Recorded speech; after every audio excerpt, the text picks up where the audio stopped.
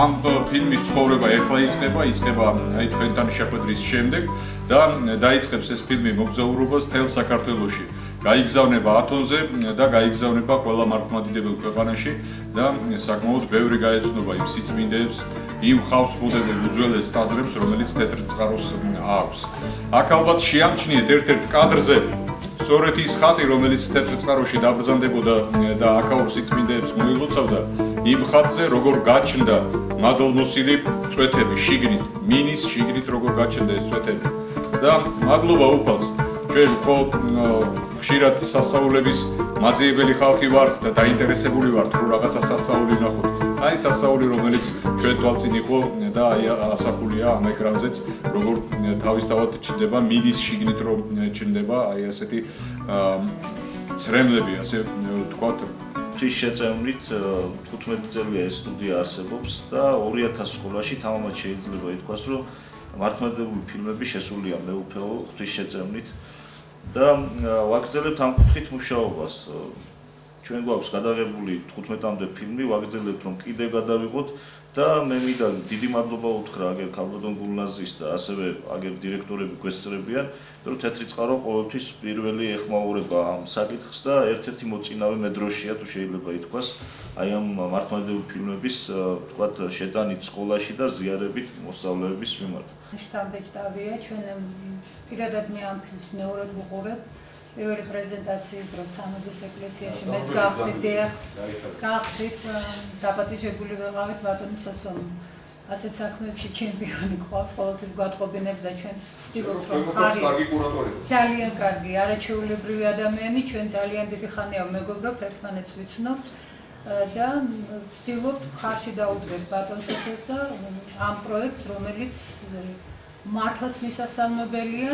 რაც შეეხება იმ მომენტს, რომელიც თქვენ ბრძანეთ და ჩვენც მაშინაც თვალში მომხვდა და ეხლაც თვალში მომხვდა, როდესაც ბავშვი უარს ამბობს, აქ სკოლის დირექტორები ბრძანდებიან, ძალიან ბევრი მათ შორის ისტორიკოსია და ეს ისტორიული მწარე სინამდვილეა. ეს არის ალბათ აჭარელი ბავშვი, რომლის წინაპარით 300 წლის განმავლობაში აი წნეხის ქვეშ იყო, რასაც ქვია ისლამი. და მისმა წინაპრებმა მიიღეს ეს სარწმუნოება და ახლა ჩემი ისტორიკოსები დამეთანხმებიან, რომ დღესაც აჭარაში რომ მოხვდეთ, პურს ისინი აცხობენ აი ასე ჯვრის ფორმით, იმიტომ რომ ქალებმა შეინარჩუნეს ეს იმიტომ რომ ზიარება ახლა თქვენ ხლები ბრძანდებით ჩემზე უკეთესად იცით ხდება ღვინით და პურით და აი პურით სწორედ აი ამ პურზე ჯვარს უსვამდნენ და დღესაც უსვამენ, თუმცა ეხლა უკვე მათთვის ეს მნიშვნელობა დაკარგული ატრიბუტია მხოლოდ, იმიტომ რომ მეაჩნიათ რომ დიდი ნენეი ასე აკეთებდა, იმის ნენეი აკეთებდა და ნენეის გაკეშებულს აკეთებენ ასეთნაირად. ამიტომ, როდესაც ძალიან დიდი როლი მიუძღვეთ, სწორედ ძალიან კარგია, რომ დღეს ჩვენი პედაგოგები და ჩვენი დირექტორები ესწრებიან ამ ფილმს. სწორედ მათ უნდა დააინტერესონ ეს ბავშვები, ჩაახედონ ისტორიულ სიღრმეში და უნდა უთხრათ, რომ ეს მათი სარწმუნოება, ეს ქართველების სარწმუნოება, ეს ჩვენა ვართ. და ისინი ძალით არიან აზიარები იმ სარწმუნოებას და მისი დატოვება რო არ უნდა, სწორედ ბავშვებიდან უნდა დავიწყოთ. ჩვენ დიდების გარდაქმნა ძალიან ძნელია, იმიტომ რომ ეს ხალხი ასე მოდის. და აი ბავშვი უნდა დავაინტერესოთ და მივიყვანოთ არა ძალით, არა იმით, რომ აი რა კარგია ქრისტე, ეს კი არ უნდა უთხრათ. თვითონ უნდა მიხვდეს, რომ ქრისტესთან უნდა მივიდეს. და ამაში ძალიან დიდი როლი სკოლამ უნდა ითამაშოს. და მე ვფიქრობ ჩვენმა დირექტორებმა და მათმა ისტორიის მასწავლებლებმა. დიდი მადლობა კიდევ ერთხელ ასეთი საინტერესო ფილმისთვის და ასეთი საინტერესო ღონისძიებისთვის. მადლობა. ჩვენი ისტორიის ფესვების გამოძახილი ეს დიდი ჯვარი უფრო მეტად იზიდო, თუმცა ამით იმას არ უნდა ჩვენ ოდესმე ამის სურვილი არ ქონა, უბრალოდ სხვადასხვა დროს მოგვიწია ცხოვრება და ჩემი თაობები დამეთანხმებიან ჩვენ ხანდახან ჭირდებოდა სტუდენტობის დროს უნივერსიტეტიდან ყველაზე გამოყოლილი კომკავშირის კომიტეტის კაფე შტაბი ასე ერქვა მეთვალყურეობისათვის დაგვიმალე ჩვენი ვინაობა და ქართული კაცი შინაგანად ყოველთვის იყო მორწმუნე, ყოველთვის ცდილობდა ის საიდუმლოებები, რაც კი მის შესაძლებლობის ფარგლებში სრულდებოდა შეესრულებინა, გულსატკენი იყო ის, რომ ეკლესიის მისასრულს უკეტავდნენ და ალბათ რომ ჩვენი ეროვნული რელიგია ქრისტიანობა არა მხოლოდ ჩვეულებრივი რელიგია, რომ ჩვენს ბუნებასთან ძალიან ახლოს იყო, ამან შეგვინარჩუნა ეს დიდი რწმენა და აი ჩვენი მომავალი თაობების დიდი ჯვარი იქნება ის, რომ არა მხოლოდ ეკლესიაში ყოფნის დროს ყველგან სადაც უნდა იყოს, ღმერთის მატარებელი იყოს და ყველასათვის პირადი მაგალითი იმ ცნებების, რითაც ჩვენ გადავჭით დღემდე მოვიტანეთ თავი და ჩვენი გენეტიკურობა, ჩვენი ეკლესიურობა, მოწმეობა სოფლიოს ალბათ არაერთ ქვეყანას შორის შეიძლება იქნას სამაგალითოდ გვერდსა ასე ცოტა ხალხმა, ასე პატარა საზღვრებში მოქცეულმა მაინც ვატარებთ ზიდეთ ეზიდეთ ჩვენი ეროვნულობა და ჩვენი მორწმუნეობა ალბათ თან გაყვება ვიდრე ჩვენიერი იარსებებს და მე ვიტყოდი რომ სკოლებს ამ ფარგლებში დიდი მუშაობა გმართებს მნიშვნელობა არ აქვს რა საგნის იქნება მასწავლებელი ერთი კი უნდა ვთქვა რომ ჩვენ დირექტორები ხანახან გამოვდივართ ხოლმე დაჟილები ჩვენი საქმიდან გამომდინარე შეიძლება ყოველთვის ისა ეკლესიაში ვერ მონაწილეობდეთ იქ რაც სადაც საჭიროა მორწმუნისათვის ყოფნა,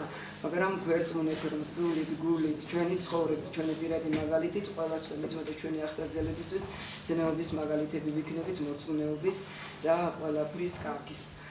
პირველი იყო ღვთისმშობლის ხატის შემოტანება.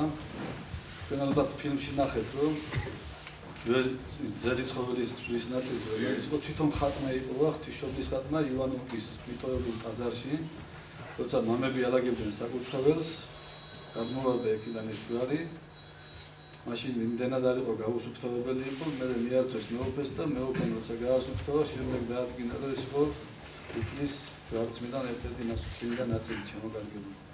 გარდა ამისა, ამ გზაზე ჩვენ ბევრი სიხარულიც ვნახეთ, ბევრი იმედგაცრუებაც ვნახეთ, შემოგარგებული, ბევრი გაჭირვებაც ვნახეთ. რამოდენიმე ერთ გზაზე 75 მოინათლა შემოგარგებოდა და რაც შეეხება აი მონაკვეთს როცა აღენიშნა რომ ჯვართან ახლოს არ მოდისო ბავშვი ამაზე ვარესებიც ვნახეთ შემოგარგებული თვითონ დედა რომელიც ყანას იმუშაობდა და ბაირაღებით სოფელ დავდიოდით ზარის შემოკვით ძალიან ცუდად მივიღო მიუხედავად იმისა რომ ყველას თბილად ვაპრობობით და სხვანაირად უფლებაც არ ჰქონდა ესეთ გზაზე მივდიოდით შემოგარგებულ ჩვენ რომ გურჯი ქართველები მუსლიმანი ქართველები ვართ გურჯი ქართველები ვართ რა მეორე ფაქტი იყო კიდე აგერ მამა პავლე თვითონ რულზე იყო როცა ხატს მივატარებდით წმინდა ნინოსკენ მივდიოდით პროფისკენ და სომხები შეგვიყვნენ გზაზე რა და მოვიკითხეთ სწორად მივდივართ თო იმათმა არა ჩვენ გამოვიყევით და მე ამას გაახსენდა ამათ შევიათო თურმე როცა ტაძრისკენ მიდიხარ მოლოცველიო საპირისპიროს გეუბნებიანო და მართლაც მოაბუნეთ მანქანა და აშკარად გვატყუებდია რა. საწინააღმდეგო ხარეს მივყავით, ჩემო კარგებო. შემდეგ ამ პირველი ხატის შემოტარებისას, შემდეგ შემოიარა წმინდა გიორგის ხატნა, შემდეგ წმინდა ენდოს და შემდეგ იყო მთავარანგელოზის ხატის შემოტარება, ჩემო კარგებო. თითქმის ყველა სოფელში შევედით. სადაც ტაძრებში წინვალოს ვაღევლინებოდა, იმ ღამეს იქვათებდით და შემდეგ ვაგრძელებდით მეორე დღეს გზას და სადაც არ იყო წინვალოსვა, ყველა სოფელში შევდიოდით, ხალხს უძახოდით. ზოგი როგორ იყო იცი ახლა რამ მდგომარეობაშია ჩვენი კუთხე საერთოდ ეს პირველი კორიდორი იყო ურდოების შემოსასვლელი და აქ რო გაივდი ამ წმინდა ადგილებში თვითონ ყოველი ქვა გელაპარაკება ჩემო კარგებო და უფრო მეტ ქართულობას ხდობს შენ გზნობა შენ სულში ჩემო კარგო. ეხლა ეს უბრალოდ ისეთი ჟანრი არის არ ჩანს რა. მე ვთხოვდი რომ თქვენ პირადად რომ აგერ მამა ოგიზის, მამა ლაზარე, მამა გიორგი არის, ამათ არქივებში ფოტომასალები არის ყველა გზისა და ისიც რო ჩართოთ ამ ფილმში უკეთესი ის იქნება ჩემო კარგებო, უფრო მეც დაინახავთ რა. და ეხლა სოფლები როცა უნდა დუღდეს სკოლები რო დაკეტილი არის ასეთი სოფლები არის ჩვენთან რა ვიყავით რომ თვითონ ტაძარი რო აქვს გაძარცვულები ამ რაღაც სექტანტები რო შემოდიან ჩემო კარგებო ისეთი ადგილსაც შევესწარით სადაც მიცვალებულს ორი კაცი მარხავდა და სოფელს უჭირდათ რა დღევანდელ მდგომარეობაში ესეთ იმაში არის ჩვენი ეპარქია ჩემო კარგებო და მეტი ყურადღება ჭირდება მეტი ერთად ყოფნა ჭირდება მეტი მორჩილება ჭირდება ერთმანეთის მიმართ ძალიან მეუფერო რომ ეს სიყვარულით უნდა უყოთ რა მორჩილება უნდა გამოუცხადოთ ერთმანეთს იერარქია უნდა დავიცვათ მარტო აქ კი არა ეკლესიაში გარეთაც ჩემო კარგებო რა ყველაზე მეტი გამოძახილი საქართველოს დღეს აქედან ჭირდება ჩემო კარგო მეუფებ რამოდენიმეჯერ ბრძანა როცა ხადაგებს ხოლმე რა და ჩვენ რა თქმა უნდა გულისყურით უსმენ თუ შევიგონებთ მეუფეს ნათქვამ ჩვენ პატრიარქის ყოველში შეგონებოდა რა ჩვენ გამოგვაგებო პირველ რიგში ჩვენ ოჯახებს და შემდეგ ქვეყანას რა ოჯახი რო ძლიერია ჩვენ ქვეყანაში დამერწმუნდეს რომ ქვეყანა იმით ძლიერდება ჩემო კარგო დიდ საქმეს აკეთებთ ძალიან უღრმესი მადლობა ხელმძღვანელობას ბატონ მამუკას ქალბატონებს რომლებიც არიან სკოლის დირექტორები ბისმარკი ზანებდა გერმანია არ იყო ერთიანი ქვეყანა მოგეხსენებათ იყო ასეთი დრო მთელი შუა საუკუნეების მანძილზე გერმანია იყო დაშლილი და ამ დროს სწორედ საფრანგეთმა შექმნა იმპერია უზარმაზარი ბრიტანეთმა შექმნა უზარმაზარი იმპერია გაინაწილეს მთელი დედამიწა დიდმა იმპერიებმა და გერმანია იყო დაშლილი და ვერ შეძლო და სურვილი იყო გერმანელებისა ვერ ახერხებდნენ ამას გაერთიანებას როგორმა გაერთიანებულიყვნენ რომ თავისი ადგილი დაეჭირა როგორც ეკადრებოდა გერმანელ ერს მაშინ თავის დროზე და ბისმარკმა თქვა რომ მომეცით მე პედაგოგები მასწავლებლები და მე შევკრავ გერმანიის ნაციას როცა იქნება ერთიანი გერმანიის ნაცია იქნება ერთიანი სახელმწიფო და ეს ჩვენ წინაშე არიან მე მადლობელი ვარ მოვისმინე წინვალე ჩვენი პედაგოგები ამგზნელები დღევანდელ საქართველოს ჩვენ უნდა უმადლოდეთ სწორედ ჩვენ პედაგოგებს. თქვენ მოგეხსენებათ რომ იყო გაცილებით რთული დრო, ახლა აჭარაზე იყო ლაპარაკი. ისეთი მდგომარეობა იყო, თქვათ ერთი 100 წლის წინ, 70 წლის წინ, რომ რადგანაც ჩვენი ქართული ხალხი აქ იყვნენ მუსულმანები, ვერ იფიქრებდნენ რომ ეს ქართულ ნაციაში შესაძლებელი იქნებოდა ასე გამთლიანება როგორც ახლა არის, მაგრამ პედაგოგებმა სწორედ გაემარჯვეს, ეს იყო პედაგოგების დიდი გამარჯვება საქართველოში და განსაკუთრებით აჭარაში, რომ ისევ ჩვენ ხალხი გამთლიანდა აი ამ კუთხით. და იმედი გვაქვს, რომ ეს გამთლიანების პროცესი არ შეჩერდება და გაგრძელდება. კარგად ბრძანა ქალბატონმა, უღრმესი მადლობელი ვარ, რომ აი ამ საქმეში პედაგოგებს დიდი მისია აკისრიათ, რომ რა არის ქრისტიანობა, რომ ქრისტიანობა ეს არის ჩვენი იდენტობა, ეს ჩვენა ვართ. ჩვენ ქრისტიანობის გარეშე როგორც ერი ვერ ვიარსებებთ. და ეს არ არის გამონაკლისი, თქვათ რაიმე სიახლე დედამიწაზე. ახლა თქვენ მოგეხსენებათ საგანგებო ჯგუფები იქნება თბილისში. რა დავარქვათ, არ ვიცით, არიან ასეთი ჯგუფები, ძალზე დაფინანსებული და ჩვენ ხალხს ეუბნებიან, რომ იცით, ევროპაში ეს ასე არ არის და სინამდვილეში როგორ არის ევროპაში? აი, თუ ვნახავთ ჩვენ ევროპის კონსტიტუციებს, კანონებს, იქაურ წესებს, აი ვნახავთ, აი მოგახსენებთ ახლავე. მაგალითად, ბრიტანეთში ეკლესია, ანგლიკანური ეკლესია არის უპირველესი, უპირატესი, პირველი ეკლესია და თვითონ ამ ეკლესიის მეთაური არის დედოფალი. ანუ ესაა სახელმწიფო ეკლესია, ანგლიკანური ესაა სახელმწიფო ეკლესია და იმ მდგომარეობაში კი არა, როგორც თქვა, თუნდაც ამ საბჭოთა ყოფილ სივრცეში, არამედ იქ თვითონ სახელმწიფო აშენებს ეკლესიებს, არემონტებს, ყველას ხელფას აძლევს და ყველა არის ღირსეულად. ასევე არის თქვა გერმანიაში, იქაც ორი სახელმწიფო ეკლესია არის. ერთ-ერთია ლუთერანული ეკლესია, მეორე არის კათოლიკური ეკლესია, თვითონ სახელმწიფოს დოტაციაზე კი არა, სახელმწიფოს ნაწილია ეკლესია. ანუ უპირატესი არის, თქვა, გათანაბრებული არ არის. და ასე შემდგომ თქვა სკანდინავიის ქვეყნებში ასევე სახალხო ეკლესიები ქვია, თვითონ სკანდინავიის ქვეყნებში ძირითადად თქვენ მოგახსენებთ მონარქები ყავს, თვითონ მონარქები არიან ეკლესიის მეთაურები. ასე რომ იქ ჩვენ ევროპული წესებს თუ ვნახავთ, სწორედ ასე ევროპაში, თუნდაც ფინეთში ავიღოთ, ფინეთში მართლმადიდებელი ეკლესიაც კი სახელმწიფო ეკლესია ერთ-ერთი, თუმცა ფინელების დიდი ნაწილი მართლმადიდებელი არ არიან. და ეს ასეთია, თუნდაც თურქეთიც რო აიღოთ, თურქეთიც იქაც კი თურქეთის სახელმწიფოშიც არათუ მუსულმანებს, მე არ ვიცი როგორ მუსულმანებს მიმართ, არამედ აი ბერძენ სამღვდელოებას ხელფას უხდის სახელმწიფო. ახლა რის თქმა მინდა მე ჩვენთან არის ძალზე ამ მხრივ ძიმე მდგომარეობა და ეს იმიტომ გავიხსენე რომ სწორედ ჩვენს ეპარქიაში ნახეს ალბათ ერთ-ერთი ასეთი და ჩამოვიდა ხალხი მოგეხსენებათ ერთ-ერთ სოფელში წინწყაროში, არა სოფელ წინწყაროში. ჩვენი ხალხი, მორწმუნე ხალხი, უკვე გაქრისტიანებული ხალხი, აქ ისე ჩვენი ძველი ძირძველი ძლიერი სვანები, უკვე გაქრისტიანებული აჭარლები ერთად იყვნენ მეგობრულად, ახლაც მეგობრულად სიყვარულით პატივისცემით ერთმანეთის მიმართ. საერთოდ აი არც არავინ იტყოდა და არც თქმულა არასოდეს. ეს იყო აი როგორც ერთი ოჯახი შეკრული მთლიანად. და უცებს მოულოდნელად რომ სოფელს ეძინა ისეთ, სოფელი აივსო, რომ ჩვენ ვართ ვიღაც უცხო ხალხი მოვიდა მუსულმანები, უნდა ვაშენოთ ახლა აქ მეჩეთი და მძინარე კაც რომელიც გამოვიდა ჭიშკრიდან, ეკითხებიან. თქვენ ახლა წინააღმდეგ იქნებით, რა თქმა ჩვენი მეჩეთი ეს რაღაცა მოვიდა რაღაც ჯგუფი და მეჩეთი რა ვაშენოთ და ჩვენ ვიაროთ აქ ყოველ პარასკევს ლოცვაზე. რა სიტყოდა მძინარე ადამიანი, ეტყოდა კარგია რო აშენოთ ეს ქრისტიანი კაცი, ეს იყო დაცინვა. ყოველგვარ მომზადების გარეშე. ანუ საგანგებო ჯგუფები არის, რომლებიც კიდევ ერთხელ ვამბობ, ავრცელებენ თქოს ევროპაში ეს ასე არ არის, ნამდვილად თქვენ ქალბატონო დიდი მადლობელი ვარ, სწორად ბრძანეთ. ქრისტიანობა არის ჩვენი მამული სარწმუნოება, ჩვენი ერი, ჩვენი ქვეყანა სწორედ ამ საფუძველზე დგას ქრისტიანობაზე. თუ ეს არ იქნება, არც ჩვენი ქვეყანა იქნება, არც ერი იქნება. ამიტომაც არის ჩვენი სახელმწიფოს დროშაზე ჯვრები და ჩვენი უწმინდესმა პატრიარქმა აკურთხა ეს ჯვრები. ახლა მე იქამდე მინდა რომ თქვა, აქ იყო ნათქვამი რომ აი ბატონო ბუხულამ თქვა რომ მივდივართ სოფლებში მივედით, ურთულეს რეგიონია მოგეხსენებათ, მართლაც მტრის შემოსევა პირველად აქ იყო და სკოლები დაკეტილი, მოსახლეობა არ არის და ორი ადამიანი ასაფლავებდა მიცვალებულს, ესეთი ცარიელია. ეს აი ამას უნდა მივაქციოთ, მე მგონი ჩვენ არანაკლები ყურადღება, ყველაზე დიდი ყურადღება ალბათ ამას უნდა მივაქციოთ, რა არის ეს? აი გაერთიანებული ერების ორგანიზაციამ საგანგებოდ იმსჯელა აი ამ საკითხზე და საგანგებო რეზოლუცია არ ვიცი რა ქვია ამას, სადა ვთქვათ, საგანგებოდ ასეთი წერილობითი განაცხადი გააკეთა, გაერომ რომ 2050 წელს საქართველოს ქართველი ხალხის მდგომარეობა იქნება სავალალო, თუ ასე გაგრძელდა ქართველი ხალხის გამრავლება.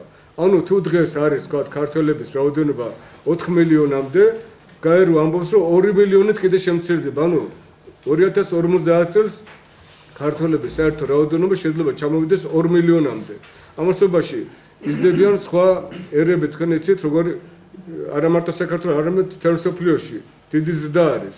ქართველების რაოდენობა იკლებს, ძალზე იკლებს, იმდენად რომ სოფლები, თქვენ ჩემზე უკეთ იცით, სკოლები ცარიელდება, სოფლები ცარიელდება, ეს არზე ძალზე დიდი ტრაგედია, რა თქმა უნდა, ამას თავის საფუძვლები აქვს, თავისი ეკონომიკური რაღაცა მდგომარეობა არის, მაგრამ მიუხედავად ამისა, აგერ ჩვენი ძვირფასი მამაებიც ამბობენ, ძველ დროს უფრო უჭირდა ხალხს, მაგრამ როცა არის გულში სიყვარული, როცა წამს ღმერთი ადამიანს და ქალს, როცა წამს ღმერთი, ოჯახს წამს ღმერთი, ის შეინარჩუნებს ბავშვს, რასაც მისცემს უფალი ღმერთი, იმას შეინარჩუნებს. ეს გზა თუ არ გავაგრძელებთ ჩვენ, თუ არ ვიწამეთ ღმერთი ჩვენ გულში და არ შეგვეშინდა უფალი ღმერთისა და თუ გააგრძელეს ჩვენმა ქალებმა, დედებმა თავიანთი ბავშვების მოშორება და მამებმა გააგრძელეს თავიანთი ბავშვების მოშორება, ეს არის ტრაგედია, არათუ გაბრწყინება, არამედ ეს იქნება დაღუპვა. მაგრამ ჩვენ ვართ თიშობლის ერი, თიშობლის წელხვედრი გვაქვს, უარესი მდგომარეობა იყო საუკუნეების მანძილზე, მაგრამ სასწაულებრივად ღმერთის ძალით ყოველთვის ვიმარჯვებდით. მაგრამ საჭიროა თქონდა ჩვენი ფიქრის და ჩვენი თანადგომაც. ახლა ჩვენი რაიონიც აი კარგად ძალიან ბატონმა სოსომ თუ გოგიტან რომ მეცნავე სადროშო იყო მართლაც ქვემო ქართლი თეთრი წყაროც რა თქმა უნდა აი ჩვენ როცა უხული აშენებდა ეკლესიას ჭივჭავში მე მაშინ ვთხოვე და ვაკურთხე რომ ეს ჭივჭავი უნდა ყოფილიყო და ჭივჭავის ხალხი ჭივჭავის მრევლი ძალა უნდა ყოფილიყო რომ აი აქედან მიცემოდა ძალა მართლმადიდებლობას არა მარტო ჩვენს ეპარქიაში არამედ მთელ ქვემო ქართლში ანუ ის მეცნიერება ის მოწინავეობა ეს აუცილებელი არის ჩვენ ეს უნდა მივიღოთ ჩვენ თავზე და თეთრ წყარომაც უნდა თქვას რომ ჩვენ ვართ მეცნიერე მოწინავე მთელ ქვემო ქართლში თქვენს აღნიშნეთ აი თუნდაც აი ფილმების გადაღების დროს ჩვენ ყოველთვის უნდა ვეცადოთ ამას ახლა ამას კიდე იმიტომ მოგახსენებთ რომ აი ერთ-ერთი ყველაზე შეიძლება ითქვას გულგრილი სარწმუნოების მიმართ ეკლესიურად იყო სწორედ თეთრი წყაროს ეკლესია მისი მრევლი ძალზე პასიური ახლა ჩვენ თუ ნახავთ სხვაგან ახლა თქვენ მოგეხსენებთ აქ არიან მამები სხვაგან თუ ასე ვთქვა დუხს სარწმუნოება და გრძნობ რომ იქ როგორი მადლი ტრიალებს და როგორ დუხს ეკლესიაში საეკლესიო ცხოვრება ამ ხრივ თეთრი წყარო იყო ერთ-ერთი ყველაზე ნაკლები ყველაზე გულცივი გულგრილი და მე მაინც ფიქრობ ახლა მინდა საწყენად არ დარჩეს იმიტომ რომ მე ფიქრობ სხვა ჩვენმა სოფლებმა შეინარჩუნეს ის ძველი ქართული ძველი საქართველოში ქრისტიანობა ასე ვთქვათ გული და სული და ეს იყო ჩვენი ბუნება ჩვენი ხასიათი ესე გაიზარდა და მაინც აქ რუსული მრევლი იყო რა თქმა უნდა მორწმუნეები ძალზე ვიცით კარგად გარეგნულად შესანიშნავი მორწმუნეები არიან მაგრამ რაღაცნაირად მე ესე იგი ტოვებენ ცივ ნაკვალებს და ახლა მე მინდა ესე იგი მინდა გითხრათ რომ ჩვენი мама პავლემ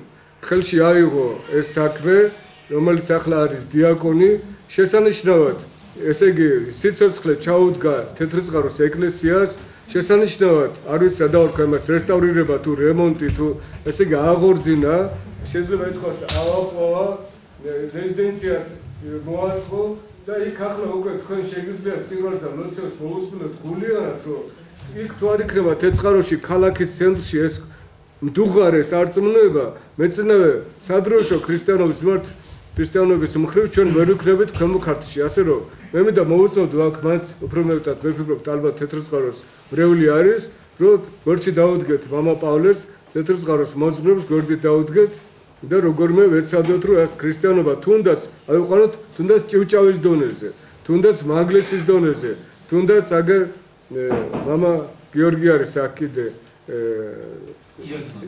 ირაგის წინამძღვარი ამის დონეზე და კიდე სხვა უამრავი მამები არიან აქა რომლებიც გულიანად არიან და ყველანი რა თქმა უნდა გული და სულით არიან და ჩვენ ეს უნდა ვეცადოთ მე მინდა კიდე ერთხელ დაგლოცოთ კიდე ერთხელ გაკურთხოთ შესანიშნავი ფილმია მომეჩვენა შეიძლება სწორი არა ვარ მაგრამ წინა ნაწილი ცოტა თითქოს უფრო გაჭიმულია და მეორე ნაწილი უფრო ასე ვთქვათ კომპაქტურია და უფრო შეკრული არის ამ ფილმისა ძალიან ბევრი ტაძარი მონასტერი ზოგი უკვე პროცესულია და მოქმედია ძალიან ბევრი ასამოქმედებელია და ჩვენი მხრიდან და მეუფესმოც ვაკურთხევით მაქსიმალურად ყველაფერს გავაკეთებ თავისი ინფრასტრუქტურის ჩათვლით სადაც გზა არ არის გზა და სადაც რამე აკლია რომ ავი ხვალზე მაზეგ ნენელა ეს კუთხე გავხადოთ ერთ-ერთი მოწინავე მართლა საქართველოში იმიტომ რომ ძალიან ძნელია როცა დადიხარ და აი ესეთი კულტურული მემკვიდრეობის რაიონს კონკრეტულად ხო ეხლა მე არ მიწყეს ალბათ სხვა კუთხეების წარმომადგენლები მაგრამ გურიაში 4-ია ესეთი ძეგლი ჩვენთან 300-ზე მეტია აი ამით რომელიც ჩვენთვის არის ძალიან დიდი სიმდიდრე და აღსარგებლობთ მინდა რომ მაქსიმალურად გამოვიყენოთ ახლის რომ გზებს გააკეთებთ გზებს გავაკეთებთ ძალიან დიდი საქმეა ჩვენთვის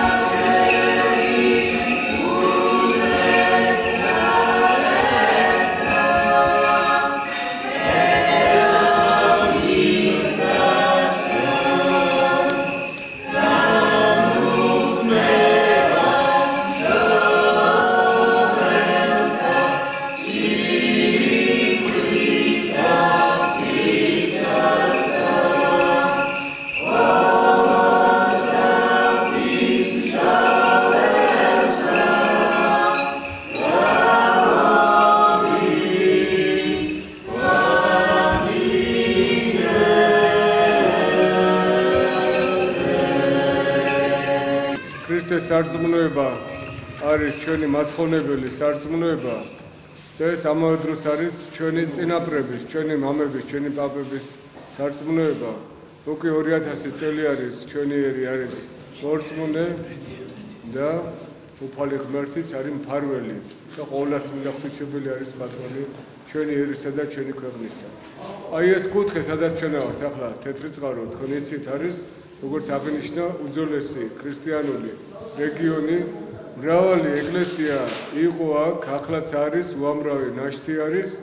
ერთ-ერთი არის ეს ეკლესიაც, რომელსაც ახლა ვიმყოფებით. ეს არის წმინდა ნიკოლოზის სახელობის ეკლესია. თქვენ იცით, რომ წმინდა ნიკოლოზი საყვარელი წმინდანი არის ჩვენი ხალხისა და მრავალი ჩვენ წმინდა ნიკოლოზის სახელობის ტაძარი გვაქვს, სოფლები, ქალაქებიც კი გვაქვს მისი სახელობისა. და ახლა უწმინდესმა ჩვენო პატრიარქმა თხოვა წმინდა ნიკოლოზს, ის არის ცოცხალი, დგას წინაშე ღვთისა, ღვთისმეტელშია, რომ იყოს მფარველი ქართველი ერისა და წმინდა ნიკოლოზი არის ჩვენი ერის მფარველი. და სწორედ მისი სახელობის არის ეს ეკლესია. გამოიარა ათეისტური რეჟიმი, ფაქტურად იყო დანგრეული ეს ეკლესია, ვისაც თქვენ გახსოვთ, სულ რამდენიმე წლის წინ აი აქ ლიტურგიის ჩატარებაც კი ძნელი იყო, ჩვენ გვეშინოდა, რომ ლიტურგიის დროს ეს ქვები რამე არ ჩამოვარდნილიყო, ბზარები ჩანდა უზარმაზარი, თვითონ ქვებიც კი ჩანდა ამ ეკლესიაში, ჩვენ მრავალჯერ ვთხოვეთ გაეკეთებინათ ეს ტაძარი, მაგრამ რა თქმა უნდა არ მიიღეს ყურად და ბოლოს ისევ ჩვენმა ხალხმა, ჩვენმა ერმა, ჩვენმა მრევლმა მოკიდა ხელი, აგერ მამა პავლე ჩაუდგა სათავეში და დღეს ეს ეკლესია გამოიყურება შესანიშნავად. ითქვით, რომ ახალი ეკლესია არის და ჩვენ მადლობთ უფალს. სამადლებლად იმისა, რომ ჩვენიერი ეკლესია გვაქვს, ჩვენ დღეს ახლა გადავიხადოთ პარაკლისს. ამავე დროს უნდა აღვნიშნოთ ისიც, რომ დიდი საქმეა თანამედროვე ტექნოლოგიების დაუფლება. თქვენ იცით, რომ მთელი კაცობრიობა იმყოფება გლობალიზაციის ეპოქაში. გლობალიზაცია ეს არის, რა თქმა უნდა, ევროპული ცივილიზაციის და ევროპული, ანუ მსოფლიო კულტურის გავრცელება მთელს რეგიონებში და ის რეგიონები, სადაც არ არის ეროვნული ტრადიციები შესაბამისი, აი იქ ის ხალხები არიან მსხვერპლი გლობალიზაციისა, ანუ ხდება ამ ხალხების ასიმილაცია.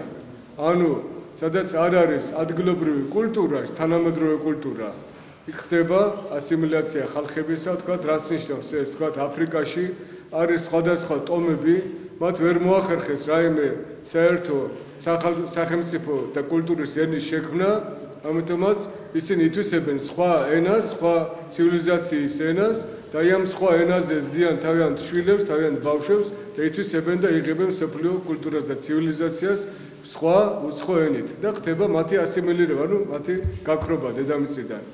და ამიტომაც საჭირო, რომ ჩვენ გლობალიზაცია უნდა მივიღოთ, ეს არის განვითარება, მაგრამ უნდა ვიღოთ რა, ჩვენი ენით, ჩვენი კულტურით, იმით, რომ დავეუფლოთ თანამედროვე ტექნოლოგიებს.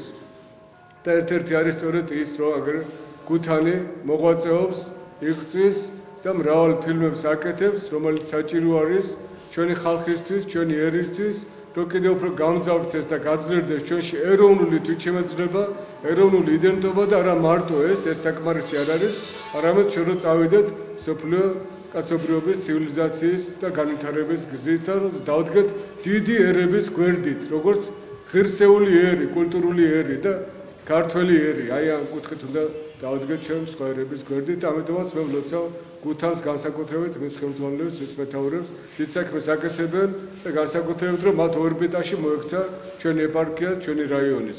ვერთმან დაგლოცოთ, გაგურთხოთ და ახლა ჩვენ ახალი ფილმის პატივსაცემად და მისთვის რომ მათი ავტორები იყვნენ დღეგრძელები, რომ ღმერთი იყოს მფარველი მათი და მათი მაყურებლებისა, ჩვენი ერისა, ჩვენ დღეს გადავიხდით პარაკლისს წმინდა ნიკოლოზის მიმართ. ვერთმან დაგლოცოთ, ერთად ვილოცოთ, ერთად ვადიდოთ უფალი ღმერთს.